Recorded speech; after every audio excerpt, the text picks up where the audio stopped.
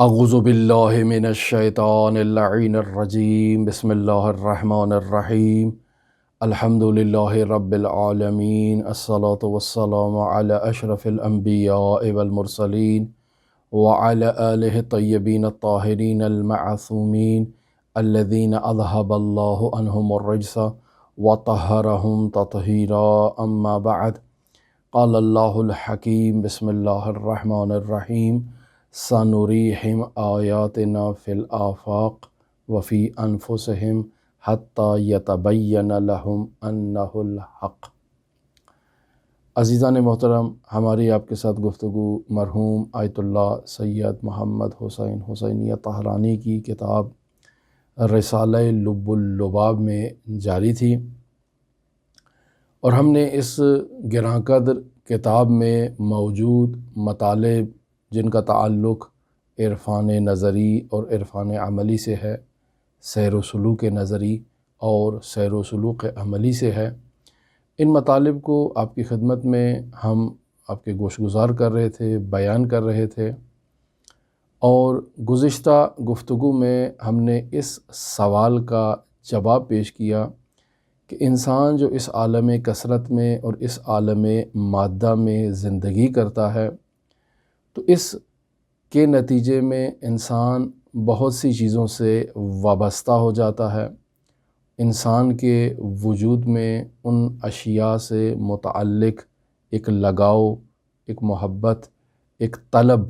انسان کے وجود میں پیدا ہوتی ہے، جو اس انسان کا فطری تقاضا ہے۔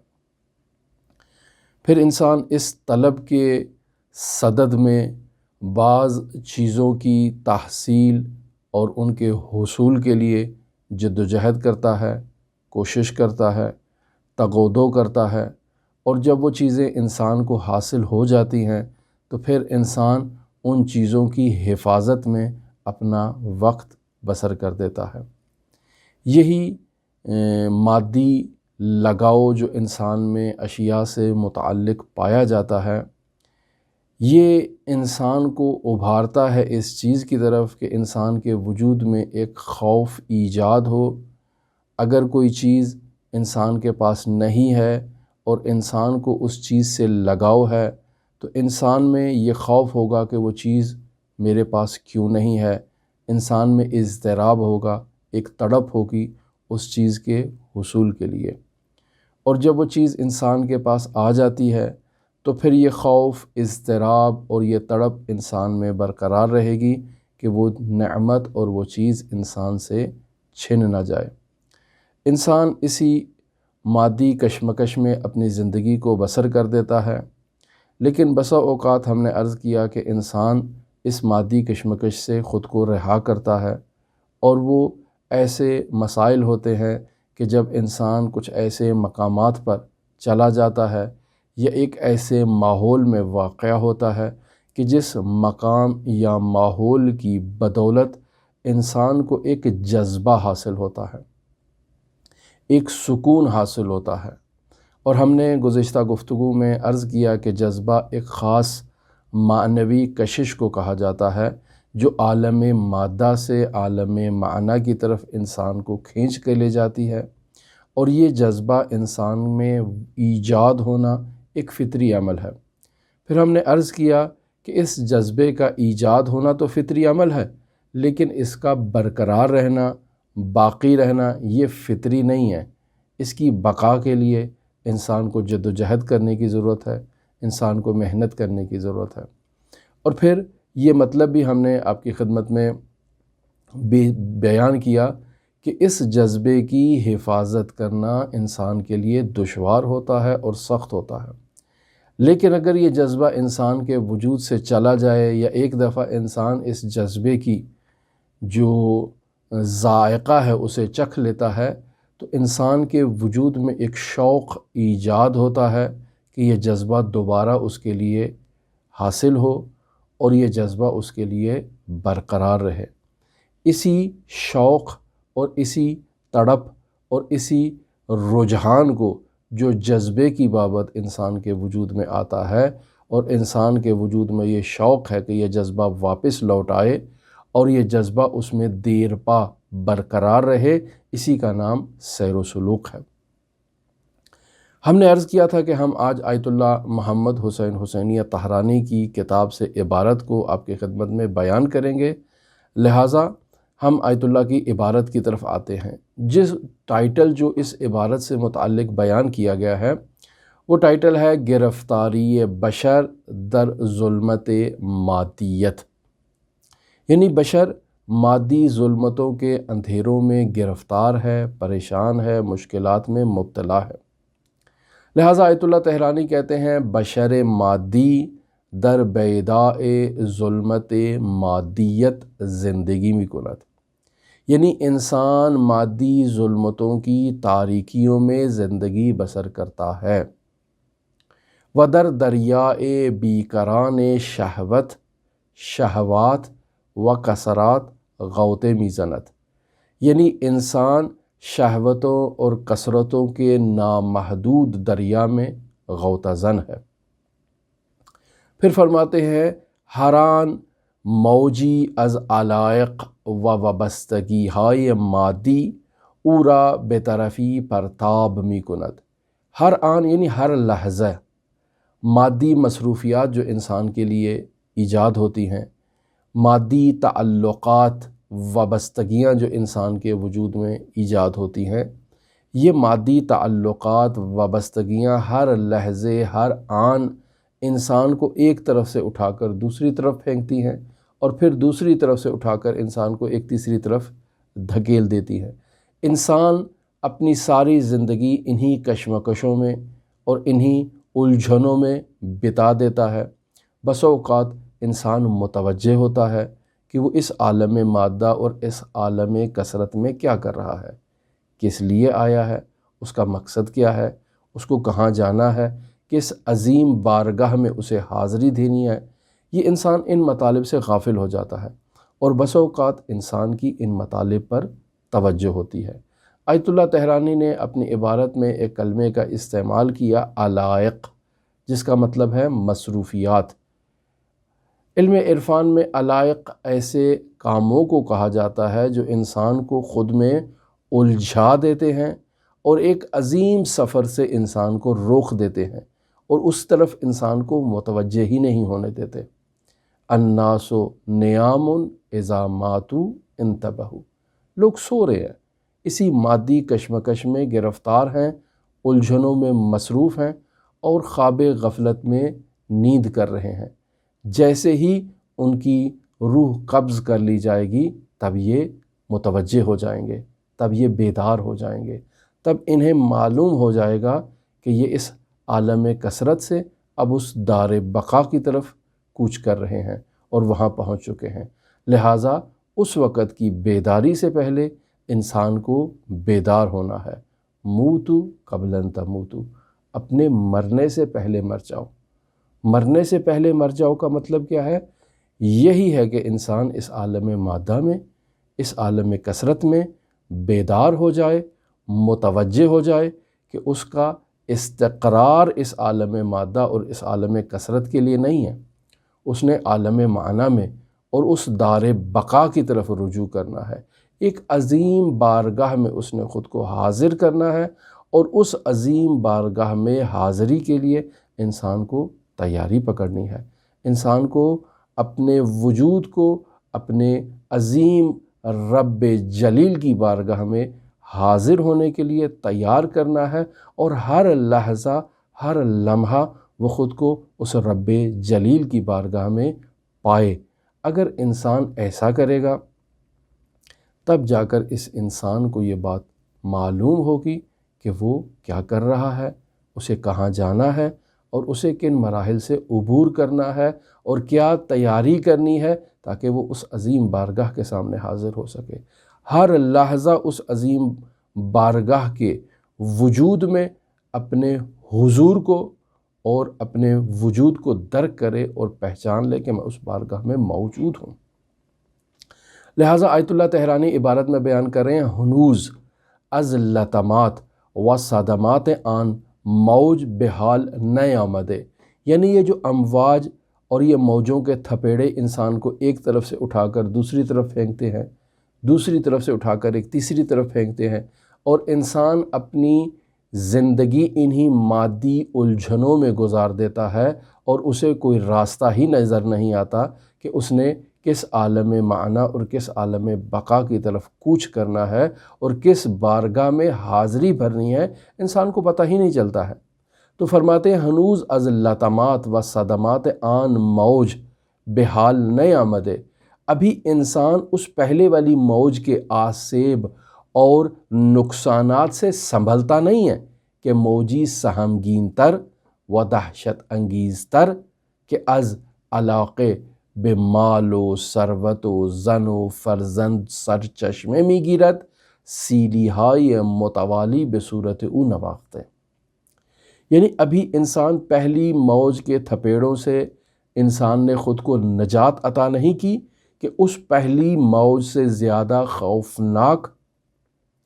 زیادہ وحشت انگیز تر، سہمگین تر موج جو کس سے متعلق ہے؟ جو حب مال سے متعلق ہے،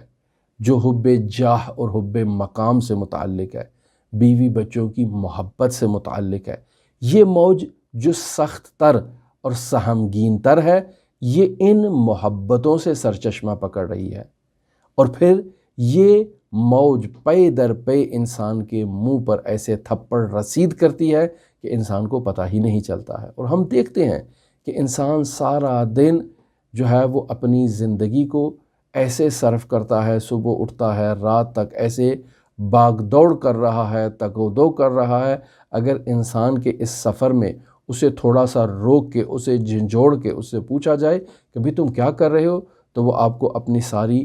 درد دل اور ساری رودات بیان کرے گا کہ بچے کے لیے دودھ لینا ہے، میں نے گھر کا کرایہ دینا ہے، میں نے قرض کی قسطیں ادا کرنی ہے، میں نے گاڑی کی قسطیں ادا کرنی ہے، میں نے فلاں بل ادا کرنا ہے، میں نے یہ کرنا ہے، وہ کرنا ہے۔ یہ سب مشکلات وہ آپ کو بیان کرے گا۔ اس وسط میں اگر آپ اس سے سوال کریں کہ بھائی ٹھیک ہے، یہ سب کام اس دنیا کا لازمہ ہے، یہ تمہیں کرنے چاہیے اور تمہارا وظیفہ ہے، تمہیں ان سے غفلت نہیں کرنی چاہیے، لیکن کیا تمہاری توجہ اس مطلب کی طرف بھی ہے کہ تم انہی کاموں کے لیے اس دنیا میں نہیں آئے ہو؟ تو وہ اس بات کی طرف متوجہ نہیں ہوگا۔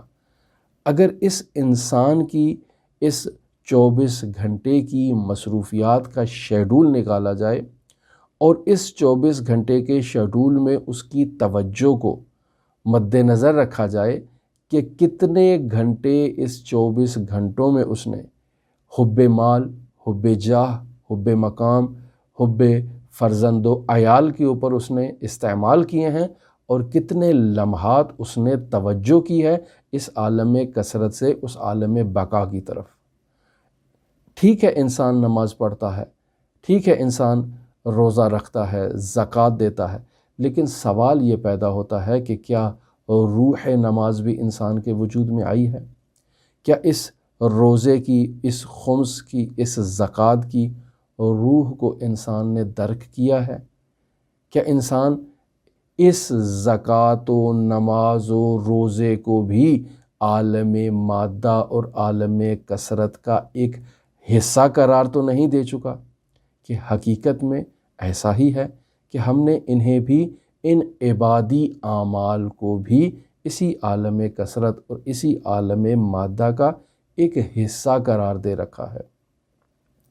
اور ان کی حقیقت اور معنویت کی طرف ہم متوجہ ہی نہیں ہیں۔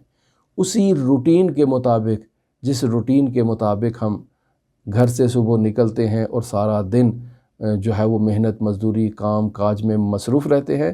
اسی طرح اسی روٹین کے مطابق اور اسی ترتیب کے مطابق ہم نماز بھی پڑھتے ہیں، ہم باقی کاموں کو بھی انجام دیتے ہیں، لیکن توجہ نہیں ہماری کہ ہم نے کہاں جانا ہے۔ لہٰذا یہ موج اس پہلی موج مادی سے زیادہ سہمگین تر ہے، زیادہ سنگین تر ہے، زیادہ خوفناک تر ہے، اور پھر یہی موج انسان کے وجود پر پے در پے تھپڑ رسید کرتی ہے، اور انسان کو انہی مادی تھپیڑوں میں انسان کو گھما کر رکھ دیتی ہے۔ انسان ایک ایسے بھنور کا شکار ہے کہ جس کے اندر انسان گھوم رہا ہے اور اسے اس کا احساس تک نہیں ہے کہ اس نے خود کو اس بھنور سے نجات دینی ہے، اور خود کو انسان نے اس عالم بقا کی طرف متوجہ کرنا ہے، اپنے محبوب حقیقی حضرت رب الارباب کی طرف متوجہ ہونا ہے۔ لہٰذا ہماری عبادات بھی عبادات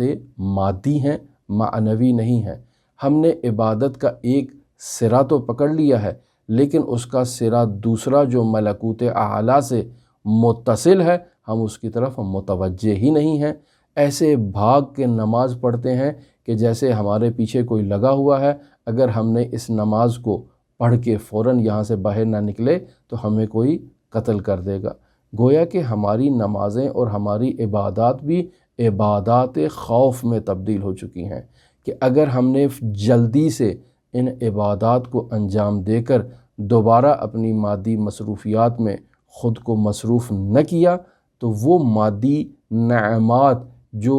ہم سے چھن جانی تھی وہ ہم سے چھن جائیں گی، وہ کوئی اور لے جائے گا۔ اگر کسی نے ہم سے پہلے نماز پڑھ لی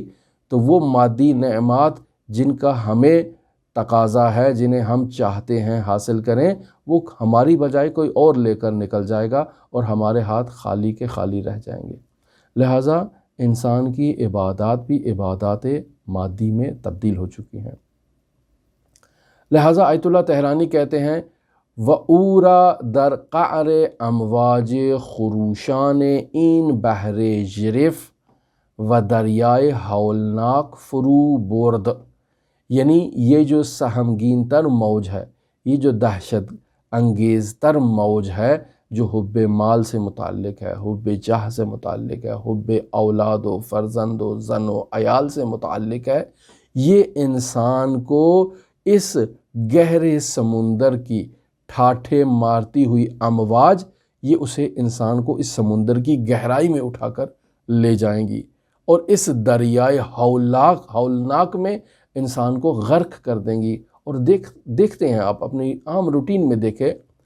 اپنی روٹین میں ہر انسان اپنے گریبان میں جھانک کے دیکھے کہ حقیقت میں ہماری یہی حالت ہے جو آیت اللہ طحرانی بیان کر رہے ہیں۔ بطوری کے نالے و فریادش درمیان نہیب امواج ناپدید می کردد، یعنی اس طرح سے اسے یہ اپنے ساتھ اٹھا کر امواج قعر دریا میں اور دریا کی گہرائیوں میں، اس مادی ظلمتوں کی اور اس مادی دریا کی گہرائیوں میں یہ امواج اس انسان کو لے جائیں گی کہ اس کی چیخ و پکار ان امواج کی خروشاں آوازوں میں دب کر رہ جائے گی۔ اور حقیقت بھی ایسے ہے، انسان ہر روز چیخ و پکار کر رہا ہے اسی مادی ظلمتوں کی تکالیف سے، مشکلات سے، پریشانیوں سے۔ ہر انسان چیخ رہا ہے، آپ بھی چیخ رہے ہیں، میں بھی چیخ رہا ہوں۔ آپ کی چیخ آپ کی مادی مصروفیات کے بدولت ہے، میری چیخ و پکار میری مادی مصروفیات کی بدولت ہے۔ آپ کی چیخ و پکار کی نوعیت مختلف ہے، میری مختلف ہے۔ ہم آپس میں جو ہیں وہ مختلف ضرور ہو سکتے ہیں، لیکن انہی عالم کثرات کی جو مشکلات ہیں ان میں آپ بھی گرفتار ہیں، میں بھی گرفتار ہوں، اور ہماری یہ گرفتاری جو ہے وہ ہمیں جو ہے وہ کھینچ کے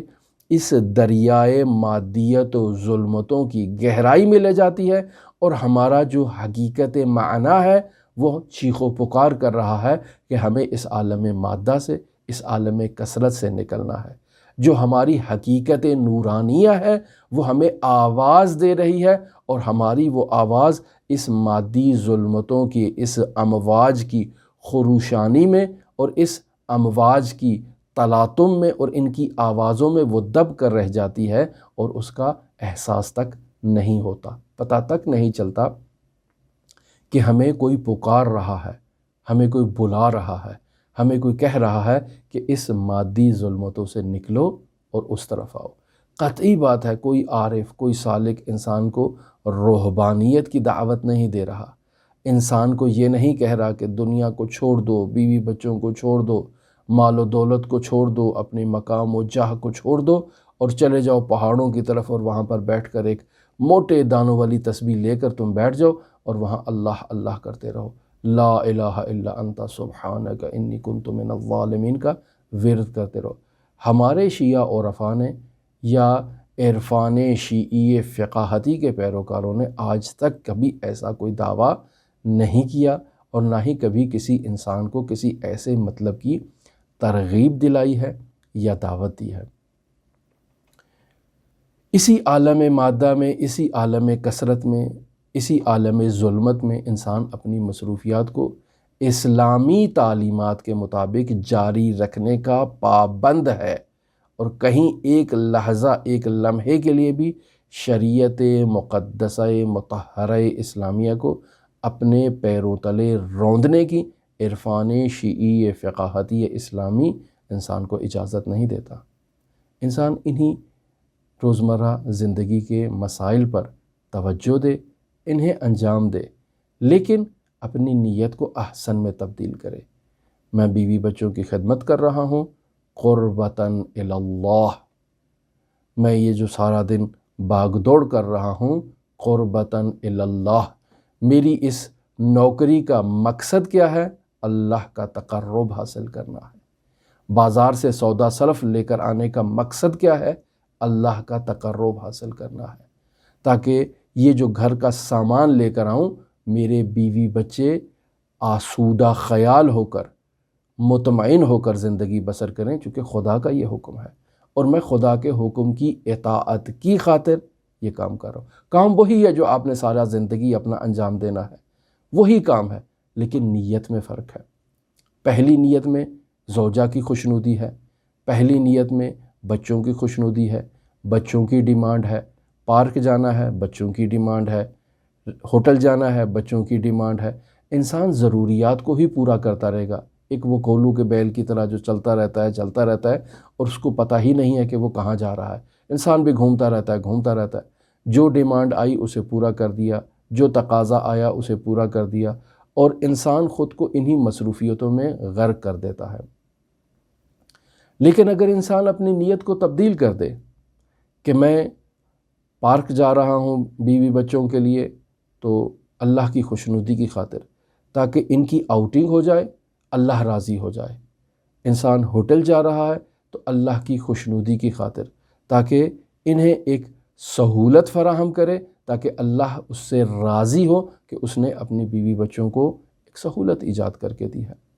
یا انسان گھر کے سودا سلف لے کر آتا ہے، نوکری کرتا ہے، یا جو کام بھی کرتا ہے وہ اللہ کی خوشنودی کی خاطر انجام دے گا، تو انسان کی جو ایک معنوی جو ایک توجہ ہے وہ خداوند متعال کی طرف بڑھتی چلی جائے گی،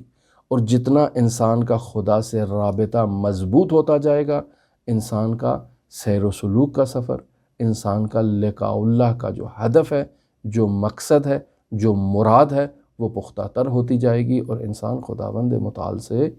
متصل ہو جائے گا۔ لہٰذا آیت اللہ تہرانی کی عبارت کی طرف ہم واپس پلٹتے ہیں تو آیت اللہ فرماتے ہیں کہ بطوری کے نالے و فریادش درمیان نہیب امواج ناپدید می گردد، بہر جانب کے می نگرد، می بیند کے حرمان و حسرت اورا تحدید و ترغیب می نماید۔ یعنی انسان اسی مادی ظلمتوں میں، اسی مادی کثرتوں میں جہاں کہیں بھی وہ نگاہ دوڑاتا ہے تو اس چیز کی طرف متوجہ ہوتا ہے، جس طرف بھی وہ دیکھتا ہے تو اسی عالم مادہ اور عالم کثرت کے نتیجے میں محرومیت اور حسرت کے جو آثار ہیں، اور یہ آثار اس عالم مادہ کا اثر لازم ہے جو اس سے قابل انفقاق نہیں ہے۔ کیوں؟ چونکہ عالم مادہ میں کون و فساد ہے، عالم مادہ میں یہی چیزیں اور یہی حسرتیں اور یہی محرومیتیں ہیں جو اس کا لازمہ ہے اور اس سے جدا نہیں ہو سکتی ہیں۔ لہٰذا انسان جب اپنے اطراف میں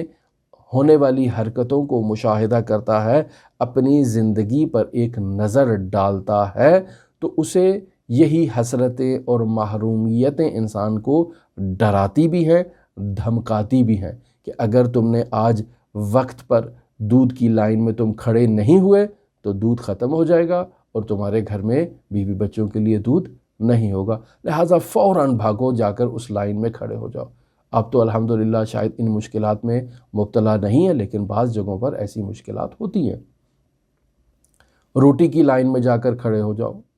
اگر روٹی ٹائم پر نہیں لی تو بھوکے رہنا پڑے گا، اور پھر وقت پر اگر تمہیں تمہاری مطلوبہ چیز نہیں ملے گی تو اس مطلوبہ چیز کے نہ ملنے کے نتیجے میں عالم مادہ آپ کو حسرت کی طرف، محرومیت کی طرف جو ہے وہ دھکیلے گا، اور پھر گھر سے زوجہ محترمہ کے طعنے سننے کو ملیں گے، بچوں کی آہ و فریاد سننے کو ملے گی کہ بھئی وہ سکول کی وین مس ہو گئی ہے، آپ نے ہمیں وقت پر وہاں نہیں پہنچایا، اب نہیں پہنچایا تو آج ہمارے اسکول کی چھٹی ہو جائے گی، اسکول کی چھٹی ہو جائے گی تو ہماری جو ہیڈ ماسٹر ہے وہ ہمیں جو ہے وہ فائن کرے گی، جرمانہ کرے گی، باتیں سنائے گی، آپ لوگوں کو بلائے گی کہ اسکول میں آپ لوگ پیش ہو جاؤ کہ بھئی بچہ آپ کا ٹائم پر نہیں آیا، یا بچے نے ہوم ورک نہیں کیا، بھئی کیوں نہیں کیا جی؟ والد محترم نے یا والدہ نے انہیں کام وقت پر نہیں کروایا۔ تو عزیزان محترم، یہی جو انسان کی کشمکش ہے، یہ انسان کو ایک جگہ استقرار کرنے ہی نہیں دیتی، ٹھہرنے ہی نہیں دیتی، اور مسلسل انسان کو بھگا بھگا کے مارتی ہے کہ تم نے ہر کام اپنا وقت پر کرنا ہے، اور اگر تم نے اپنا کام وقت پر نہیں کیا تو اس کے نتیجے میں تمہیں محرومیت کا سامنا کرنا پڑے گا، تمہیں حسرتوں کا سامنا کرنا پڑے گا، اور تم کہو گے کاش میں وقت پر اپنے کھیت میں اپنی ہل چلا لیتا، وقت پر میں بیج ڈال دیتا، وقت پر میں پانی دیتا، وقت پر میری فصل جو ہے نا وہ آتی، وقت پر میں سپرے کرتا، وقت پر کھاد ڈالتا۔ جو کام بھی میں نے وقت پر نہیں کیا تو اس کے بعد محرومیتیں ہیں، اس کے بعد حسرتیں ہیں، اے کاش اے کاش اے کاش۔ انسان کی زندگی اسی طرح سے گزر جاتی ہے اور انسان متوجہ ہی نہیں ہوتا ہے۔ یہی وہ مطلب ہے جسے ہم 2 روز سے آپ کی خدمت میں بیان کر رہے ہیں۔ آیت اللہ طہرانی اس کی طرف اشارہ کرتے ہیں۔ یہاں سے آیت اللہ طہرانی بڑھ رہے ہیں جذبے کی طرف، اور فرماتے ہیں درین میان فقط گہ گاہی یک نسیم جان بخش و روح افزائی بے نام جذبے او را نوازش می دہد۔ یعنی انسان اپنے آپ کو مادی امواج کے تھپیڑوں میں اس طرح سے جو انسان چکر لگا رہا ہے، اور اس قدر انسان ان امواج کے سپرد اپنے وجود کو کر دیتا ہے، اور اس قدر انسان ان امواج میں مگن ہو جاتا ہے، مصروف ہو جاتا ہے، بٹ جاتا ہے، مشکلات میں گھس جاتا ہے، اور اس بھنور کے اندر انسان چکر لگا لگا کے چکرا جاتا ہے، تو یہاں پر ہی بس اوقات بس اوقات ایک نسیم، ایک ملائم، جان بخش، روح افزا، جو انسان کی روح کو بیدار کر دے، جھنجھوڑ دے، ایک ایسی نسیم، ایک ایسی ملائم ہوا انسان کی طرف آتی ہے اور انسان کو نوازش کرتی ہے، انسان کو متوجہ کرتی ہے کہ اے انسان، تو ان چیزوں کے لیے خلق نہیں ہوا ہے، تجھے خداوند متعال کی طرف سفر کرنا ہے، سیر و سلوک کرنا ہے۔ تو یہ جذبہ انسان کو نوازش کرتا ہے، انسان کے سر پر اپنی شفقت کا دست رکھتا ہے، اور یہ دست مادی نہیں، دست معنوی ہے۔ تو چنین می یابد کے این نصیر مہر انگیز اورا بے جانبی می کشد۔ جب یہ جذبہ آتا ہے تو یہ جذبہ انسان کو اسی عالم ملکوت کی طرف کھینچ رہا ہے۔ انسان اپنے گریبان میں جھانک کے دیکھتا ہے تو متوجہ ہو جاتا ہے کہ یہ ایک خاص ماحول جو ایجاد ہوا ہے اسے متوجہ کر رہا ہے کہ اے انسان، تو اس عالم مادہ کی مخلوق نہیں ہے، اے انسان، تو اس عالم مادہ کے مقصد کے لیے خلق نہیں کیا گیا، تجھے اس دنیا میں بھیجا ہے تاکہ تو اپنے لیے ایسا عمل کمائے تاکہ تو اپنے رب کے قریب ہو سکے۔ یہ جو کشش ہے، یہ جذبہ جو اسے ایک دوسری طرف کھینچ رہا ہے، وب مقصدی سوق میدہد، اور ایک مقصد کی طرف لے جا رہا ہے، این نسیم متمادی نبودے گہ و بھی گہ می وزد۔ یہ ایسا نہیں ہے کہ یہ جذبہ ایک دفعہ شروع ہوا تو چلتا ہی جائے گا، نہیں، یہ کبھی کبھی یہ نسیم ملائم انسان کی زندگی میں آتی ہے اور انسان کو متوجہ کرتی ہے۔ بس اوقات ہم نے آپ کی خدمت میں گزشتہ گفتگو میں عرض کر دیا کہ انسان مکہ مکرمہ جاتا ہے، بیت اللہ کی زیارت کرتا ہے، وہ ایک معنوی احساس انسان کے اندر ایجاد ہوتا ہے، اور انسان ساروں قطار اس قبلہ مقصود کو دیکھ کر انسان کا دل جو ہے وہ زار و قطار رونے کو چاہتا ہے، اور انسان پھوٹ پھوٹ کر روتا ہے اس قبلہ مقصود کو دیکھ کر۔ بس اوقات حضرت سید الشہداء علیہ آلف و تحیت و ثنا کی ذریعہ اطہر کو، گنبد نورانی کو دیکھ کر انسان تڑپنے لگتا ہے۔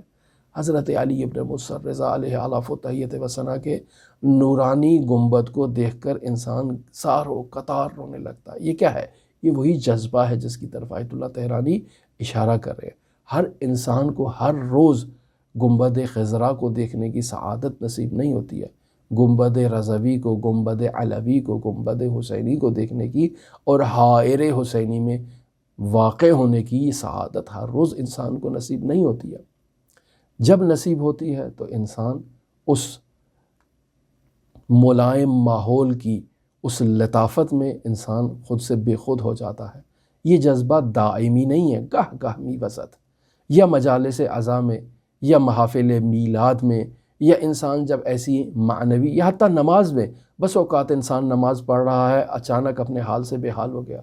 اسے ایک جذبہ آ گیا، خداوند متعال کی طرف ایک معنوی احساس نے اسے بیدار کر دیا کہ تم کیا سارا دن جو ہے وہ جو کام بھی کر رہے ہو ان میں اللہ کی قربت کا ہدف شامل نہیں ہے، کام تو تم نے یہی کرنے ہیں، اور اسلام نے بھی تمہیں یہی کہا ہے کہ تم اپنے وظائف پر عمل کرو۔ اسلام تمہیں ان چیزوں سے نہیں روکتا ہے، لیکن اسلام یہ بھی تو کہتا ہے کہ یہ تمام کام جو تم کر رہے ہو یہ اللہ کے لیے کرو، اللہ کی خوشنودی کے لیے کرو، اللہ کے تقرب کے لیے کرو، اس کی اطاعت اور فرمان برداری کے لیے کرو۔ لیکن ہم یہ سب کچھ کر رہے ہیں اپنی زوجہ کی خوشنودی کے لیے، بچوں کی خوشنودی کے لیے، والدین کی خوشنودی کے لیے۔ ان میں تقرب اللہ کا ہدف موجود نہیں ہے، اور نہ ہی ہماری نیت ہوتی ہے ایسی۔ تو یقینی بات ہے کہ یہ جذبہ انسان کے وجود میں جو آتا ہے یہ گہ گہ آتا ہے، بسا اوقات آتا ہے، دائمی نہیں ہوتا ہے۔ یہ حالت جو انسان کے وجود میں بیدار ہوتی ہے، پیدا ہوتی ہے، یہ آ تو گئی ہے، لیکن اس کی حفاظت کرنا نہایت دشوار اور نہایت ہی سخت کام ہے۔ لہٰذا اسی جذبے کی طرف رسول خدا صلی اللہ علیہ وآلہ وسلم اپنے فرمان ذیشان میں اشارہ کر رہے ہیں۔ وَإِنَّ لِرَبِّكُمْ فِي أَيَّامِ دَهْرِكُمْ نَفَحَاتٍ أَلَا فَتَعَرَّضُوا لَهَا وَلَا تُعْرِضُوا عَنْهَا۔ رسول خدا صلی اللہ علیہ وآلہ وسلم کا یہ فرمان ذیشان بہار الانوار میں موجود ہے۔ فرما رہے ہیں اِنَّ لِرَبِّكُمْ فِي أَيَّامِ دَهْرِكُمْ، جان لو کہ تمہارے پروردگار کے لیے ایام دہر میں، دہر یہی زمانہ ہے،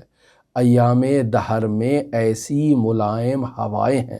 یہ ہوائیں کیا ہیں؟ تمہارے پروردگار کے لیے ہیں۔ کہاں پر ہیں؟ انہی ایام دہر میں، انہی تمہارے اطراف میں، روزگار کے ماحول میں۔ بس اوقات مجالس عزا میں تمہیں یہ ملائم ہوا مل جاتی ہے، بس اوقات مسجد میں نماز پڑھتے ہوئے، مجلس میں کسی کی میت پر جا رہے ہیں وہاں پر آپ کو یہ مل جائے گی، مکہ مدینہ جہاں کہیں بھی۔ یہ بس اوقات زیارت عاشورہ پڑھ رہے ہیں اس وقت آپ کو یہ نصیب ہو جاتی ہے۔ یہ بس اوقات انسان مادی کاموں میں مصروف ہوتا ہے تو اس کی ایک ملائم ہوا اس تک یہ پہنچ جاتی ہے، یہ نسیم اس تک پہنچ جاتی ہے۔ تو اِنَّ لِرَبِّكُمْ، بے شک تمہارے پروردگار کے لیے، فی ایام دہرکم،